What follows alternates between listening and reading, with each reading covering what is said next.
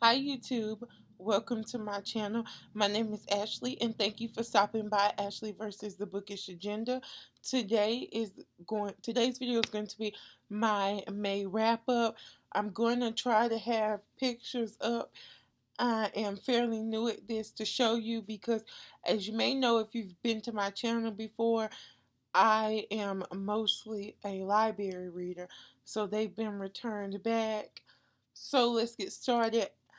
So this month was a good month personally for me. I set a goal to read more than I normally do, which is 4 books a month. I was able to read 6, and that averages down to 2,058 pages and an average star rating of 4.5. I have one 3-star, one 4-star, and the rest are 5 stars.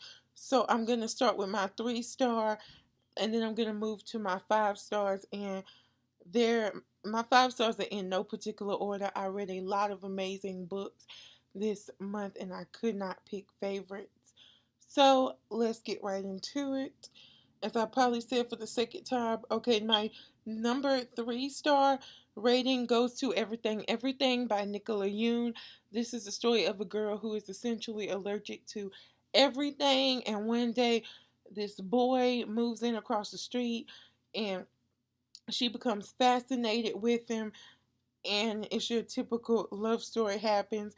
I can see why everybody loves this, but there was just so many things that I felt were so inauthentic in telling the story. Like after the twist happens, the way that I think Maddie and her mom communicated was so not realistic, and it kind of took me out of the story for a moment. So I had to put it down to 3. I read this in preparation for the movie, which I ultimately did not go see. Okay, my 4-star reading is Bang by Barry Liger.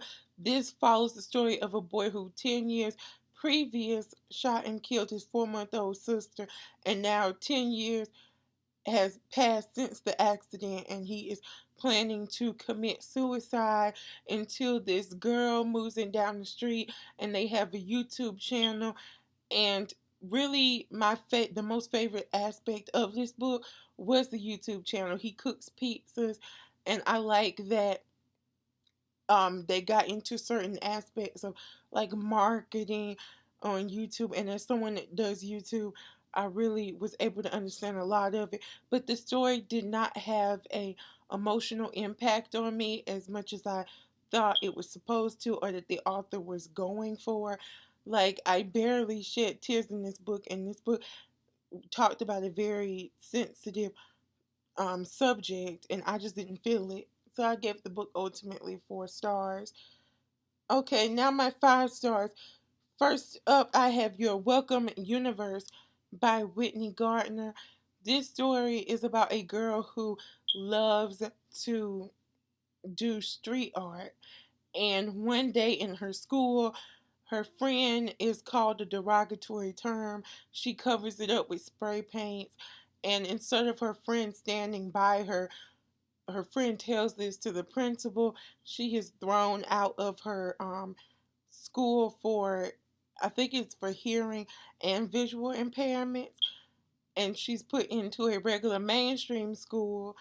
And when she gets to the school, she starts tagging, but someone else is coming behind her and tagging over her work and making it better. And pretty much the whole story is about like trying to find out who did it, while at the same time seeing her acclimate into her new school and to make new friends. And I loved the new friendship so much.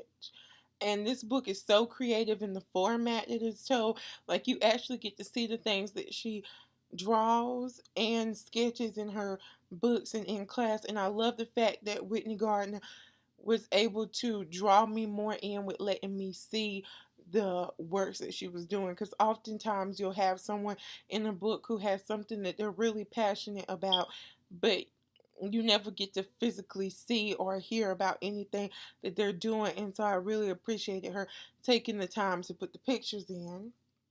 And I have a review more on my thoughts, but it does not spoil anything, which I will link somewhere in the cards up here or in the description down below. Up next is Wishbones by Virginia McGregor. This tells the story of Feather, who comes home New Year's Eve and she finds her mother in a diabetic coma, and she spends the next 6 months trying to get her mother healthy. I love this book so much. I was very nervous when I originally read it because I thought it was going to be like a fat shaming, but she did not want her mother skinny. She even says in the book, like, I don't want my mother to be skinny. I like her the way she is, but I want to bring her down so she doesn't die of a diabetic coma. So I love that. I also love that this has um anorexia, male anorexia, which I feel like is something we don't get in YA. And although this is obviously not own voices, I think she consulted a lot of people and a lot of organizations and books that were written on voices that deal with male anorexia. And I just want everyone to pick it up. It is out already. It came out like 2 weeks ago. So please get the book. Let me pause it so you can know what to get. Next is This Savage Song by Victoria Schwab. I am so excited. This is about a girl named Kate who is human but wants to be a monster, and a boy, oh my God, I'm drawing a blank on his name, August, who is a monster who wants to be human. I have a review for this book up also, and it has no spoilers. So if you want to hear my thoughts, I will leave that again in the description or in the cards above. But I am so excited for our dark duet. I feel like if you are someone who is new to fantasy, thinking about dipping your toe into it, this is the perfect book. Victoria Schwab does like simplistic fantasy in my mind. Like it's not as complicated as like Game of Thrones was for me to read, and I just love it so much and I cannot wait. And this is a duology, so if you want to get into fantasy but you don't want to be like Sarah J Maas, where there's like 7 books and counting that you have to read, this one is wrapping up in the middle of June and I can't wait to get my hands on it. Next has got to be one of my favorites this month, even though I said I wasn't going to pick favorites because I read too many good books this month.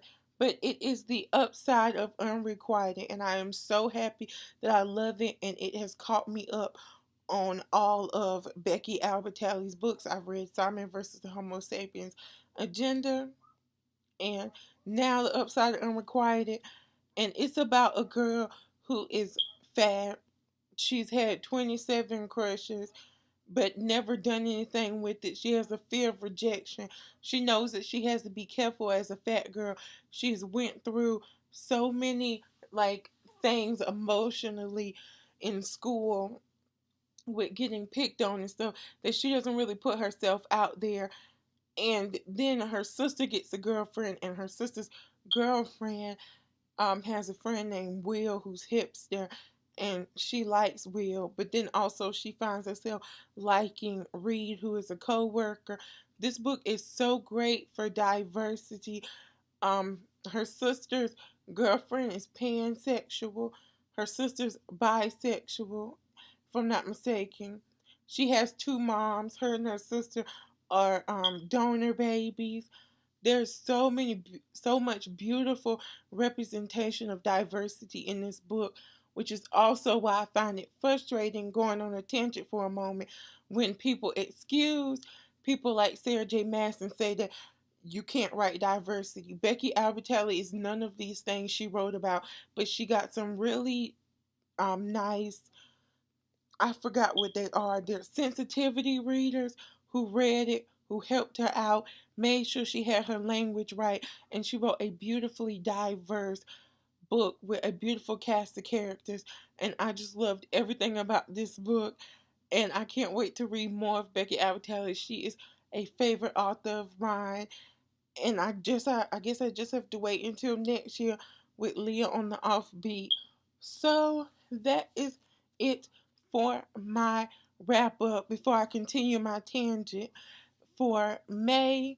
So, in the comment section down below, answer me this. What book did you read in May that was your favorite? Or any book you read in May that's your favorite? Let me know. And if you like this video, please give it a thumbs up.